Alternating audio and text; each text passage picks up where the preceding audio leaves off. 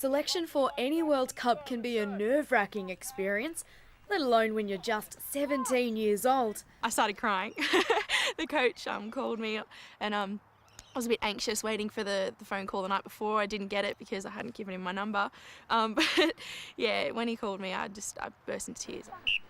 After making her international Rugby Sevens debut in Hong Kong earlier this year, Tiana Penitani is set to become the youngest Australian to play at a Rugby World Cup. Footy's footy, I don't really pay attention to how old I am. She's not the only one. Just ask Auckland-born beauty therapist Sal Simo. She'll make her World Cup debut at the tender age of 30.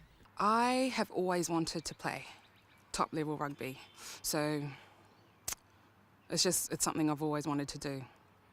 My age doesn't bother me.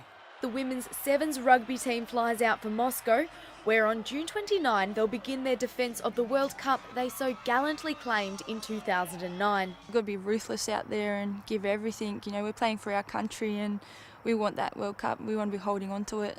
Shani Williams will captain the new look team in Russia, which contains just one member of the 09 winning squad. Her devotion can't be questioned. It obviously means a lot to me, and I can just look down at that and be passionate about it.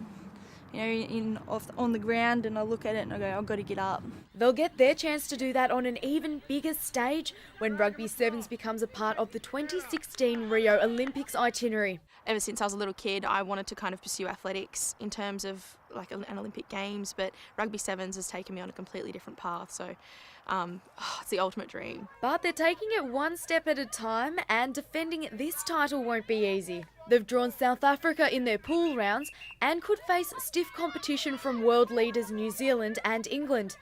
Plus, there could be more at stake than just the World Cup. Winning the 2012 World Cup put the Aussie women cricketers on the pathway to achieving professional status earlier this year, something our rugby stars dream of. I would love that. I would love that lifestyle. That's what happens when you have success. People start recognising it and, you know, money starts coming your way, which is what we're hoping on doing. Until then, there's a job at hand. Watch out, Moscow. These girls mean business.